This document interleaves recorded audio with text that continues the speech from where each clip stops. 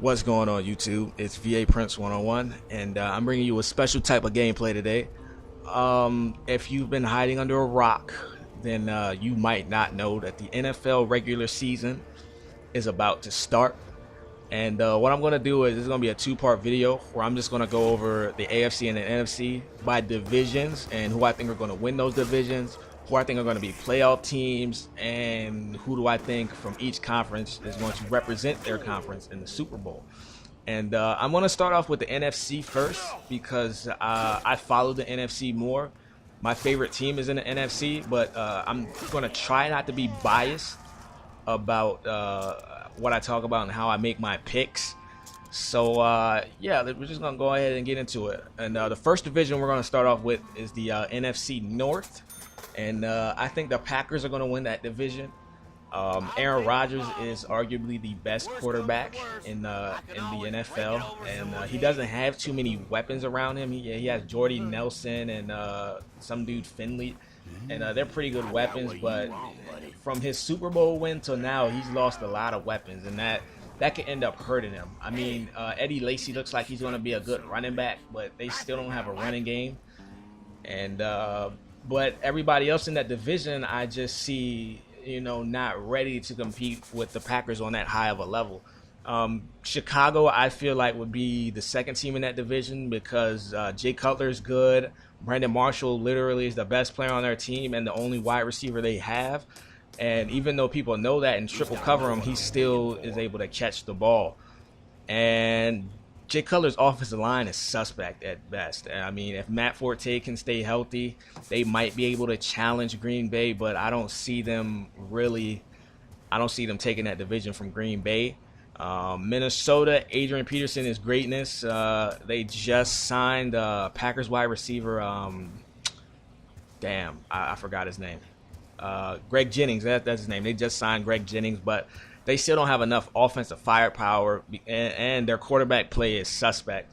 I'm not sold on Minnesota's quarterback yet. Adrian Peterson's going to show up. He showed up ever since he's been in the NFL, so I expect a big season out of him. But Minnesota, you're just not sure what you're going to get out of Minnesota. And Detroit, I mean, they're just all over the place. I mean, they made the playoffs 2 years ago. People expected them to make the playoff last year, and then they just stunk it up. And I mean, Calvin Johnson, he's going to be great. He's the best wide receiver in the league. Reggie Bush, he could be a good back. I don't think he's going to be a great back for the Lions, but he'll be a good back. But I still see them finish in last place in that division. And I only see one team coming out of the NFC North to actually make the playoffs, and that would be the Green Bay Packers actually winning that division. The next division we're going to go into is the NFC South, and I have the Falcons winning that division. The Falcons could literally have the best offense in football. Right now, they have the best offense on football on paper. And a lot of the times what happens with some of these teams, they'll have the best offense on paper because they just got put together.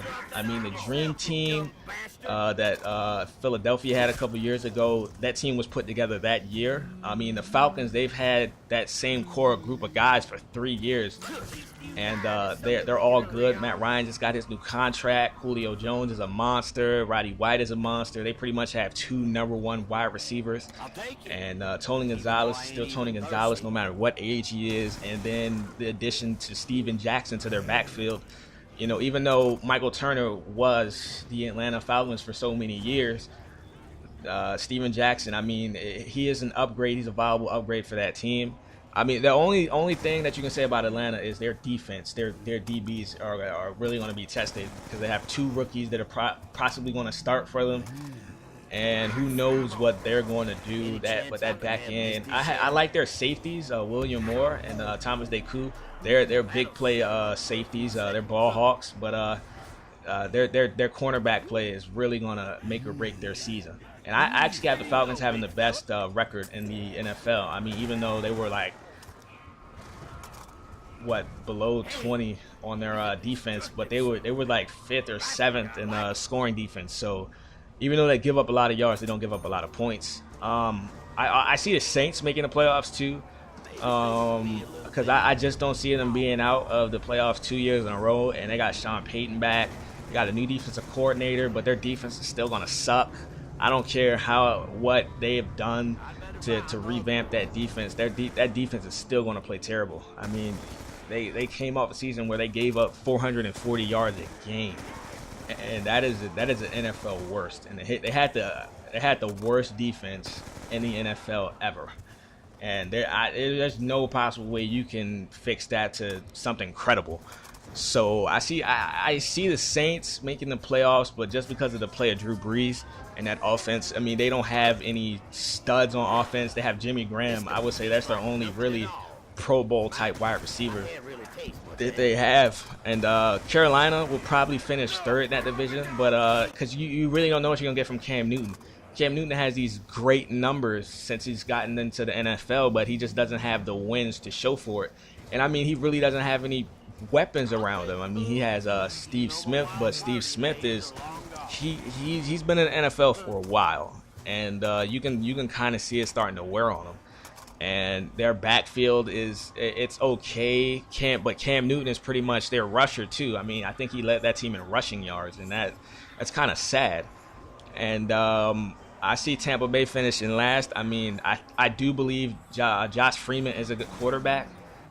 He just gets put in bad situations a lot, and I think Tampa Bay's defense is going to be good, but I'm a little worried about Darrelle Revis because he's coming off that ACL tear, and I don't know. I have to see how he plays, and I mean, yeah, Adrian Peterson came off of an ACL and an MCL tear, but Adrian Peterson is a beast, and not too many other athletes can do that. So out of the NFC South, I see Atlanta winning that division. I see Atlanta having the best record in the NFC again, or at least I see them with a first-round bye. And I see the Saints making that division. I mean, making the playoffs. But I also wouldn't be surprised if Carolina made the playoffs. But I'm going to stick with the Saints. The next division we're going to go to is probably the best division in football, and that's the NFC West. And the winner of that division is either going to be San Francisco or Seattle. And I see both those teams making the playoffs. If I had to give a team the edge right now, I would give it to Seattle. And I would only give it to Seattle because Russell Wilson is more of a drop-back quarterback that can run. And Colin Kaepernick, I see his running ability might be a little better than his passing, even though he does have a cannon for an arm. But I think Russell Wilson is a little more accurate than him, makes a little more better plays than him, smart decisions on the field. And Seahawks have the best defensive backfield in the NFL. Richard Sherman is the best cornerback in the NFL. Even though I don't really like Richard Sherman. I don't like the way he portrayed himself in the NFL. He's kind of a dick. But, I mean, I don't fake on skill, and Richard Sherman, he is the best cornerback in the NFL. Darrelle Revis can fake on that all he wants, but Richard Sherman is the best DB in the NFL. San Francisco, I would have them in a wild card spot because of the reason I just said. I'm not sure about their secondary yet. Frank Gore is great. Seattle and San Francisco are going to have two of the best defenses in the league. But I will give Seattle the edge. I mean, the Rams could make some noise. I wouldn't be surprised if the Rams made the playoffs, but I don't have them making it, but I wouldn't be surprised if they did.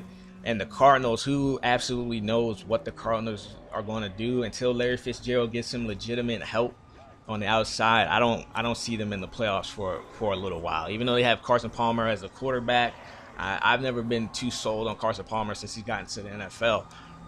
So out of the NFC West division, I have Seattle winning that division and San Francisco in a playoff spot. And the NFC East, that division is a toss-up. Anybody can literally win that division. I wouldn't be surprised if any of those four teams won that division. I would say the Redskins are the front runner to win that division, solely off of you think you know what you're going to get out of RG3. A lot of people think that he's going to give them what he did last year, and I don't see a reason why he can't.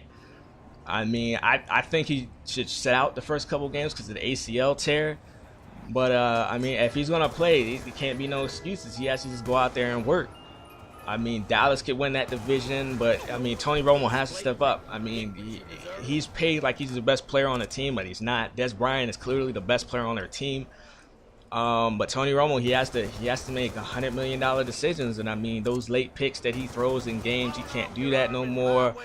You know, there's no excuse. If Dallas doesn't make the playoffs, I mean, it's his fault. I mean, you get paid the big quarterback money. You gotta make big quarterback plays, and I mean, big quarterbacks play in the playoffs. And if Tony Romo does not make the playoffs for the third straight year, they might just have to, overhaul that roster because it hasn't worked. So they might just have to do something. Jason Garrett, if his job is on the line, if he doesn't make the playoffs, he's going to be fired. The Giants, because nobody is in trouble with getting fired, I don't have the Giants making the playoffs because it only seems like that the Giants want to win Super Bowls when Tom Coughlin's job is on the line. And since Tom Coughlin's job is not on the line, I don't see the Giants making the playoffs. But like I said, anybody can win this division. The Eagles, I mean, they fired Andy Reid. Michael Vick is coming back as their quarterback. He's revamped, but Michael Vick is a turnover machine.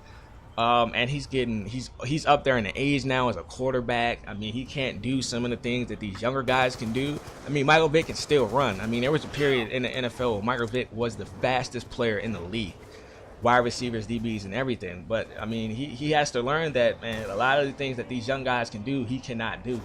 Michael Vick needs to play into the pocket more because he's only finished one full NFL season playing all 16 games.